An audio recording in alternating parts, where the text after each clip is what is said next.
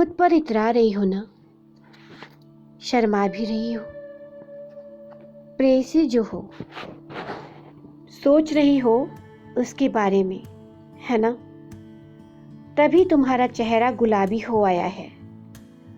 वैसे तुम ऐसी खूबसूरत बला तो नहीं कि कोई देखते ही तुम पर फिदा हो जाए, और ना ही स्वर कोकिला कि जिसकी आवाज का जादू दिल में दर्द पैदा कर दे, और ना ही कोई ऐसी गुणवत्ता जिसे देखकर और समझकर व्यक्ति मंत्रमुग्ध हो जाए। पर तुम में कुछ तो अवश्य है जिससे तुमने असंभव को संभव कर डाला। मेरे प्रेम को तभी छीन पाए न तुम। साजिशें रची तुमने, त्रया चरित्र करके तुमने अपनी योजनाओं को अंजाम दिया। पता है, मुझे न सदैव से ये महसूस होता था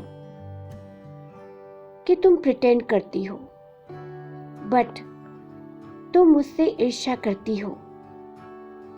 पर अगले ही क्षण लगता था मुझे ऐसा नहीं सोचना चाहिए, शायद ये मेरा भ्रम भी हो सकता है। तुम दोनों की बढ़ती नजदीकियों की खबर मुझे थी, मुझे एहसास होता था। उनसे पूछने पर वो कहते थे कि ऐसा कुछ नहीं है, बस मैं उन्हें लेकर पॉजिटिव हो रही हूँ। मुझे अच्छी तरह याद है कि मेरी एक संवेदनशील कविता जो मैंने सोम के जन्मदिन पर आई थी, तुमने सबसे अधिक तालियां बजाई थी उस पर। शायद तुम अपनी जीत पर बहुत प्रसन्न हो रही थी मन ही मन, और ये तुम्हारी खुशियों का इजहार था कि तुम अपनी साजिशों में सफल हो गई। बाकी कोई ना समझे, पर मैं समझ गई थी। सोम को तुमने अपने मायावी जाल में फंसा ही लिया था। मित्र तो तुम मेरी भी थी ना। आखिर अपनी ही सहेली के साथ ऐसा कैसे कर पाई? बोलो। जानती हूं ये सब तुमने उसके प्रेम के लिए किया, परंतु तुम बहुत महत्वाकांक्षी भी हो। ये भी जानती हूं तुम्हारी उड़ान आसमान तक है, परंतु इसके लिए तुम्हें प्रेम छीनने की क्या आवश्यकता थी?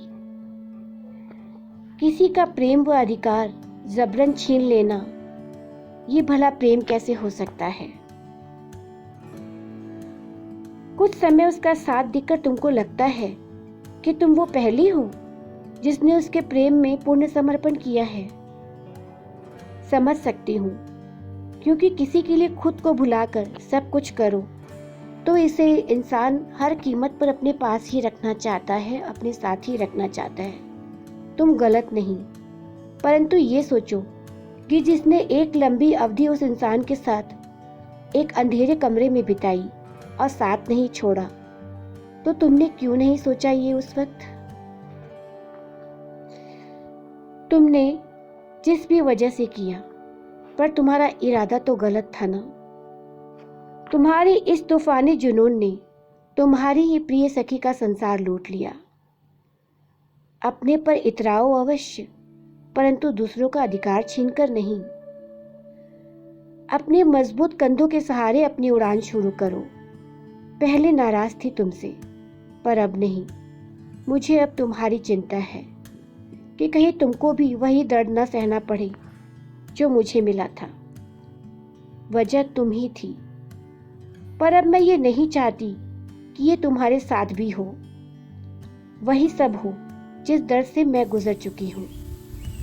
जानती हूँ कि कितना तकलीफ देह होता है ये सब। खैर, तुम जहाँ हो अभी, वहाँ पहले कोई और था। परिवर्तन बुरी आदतों का करो, रिश्तों का नहीं। बाकी तो तुम खुद ही स्वयं समझदार हो।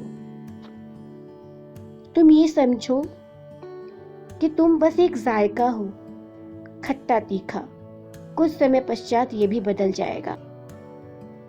तो स्वयं पर इतराना बंद करो और ये सोचो कि कल जब तुम्हारे साथ भी वही होगा जो मेरे साथ हुआ तो कहाँ स्टैंड करोगी? मेरी परवाह तो उस वक्त किसी ने भी नहीं की।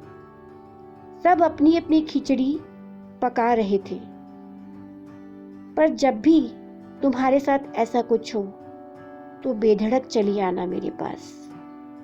मेरा दर खुला है, खुला ही रहेगा तुम्हारे लिए, मेरी सखी।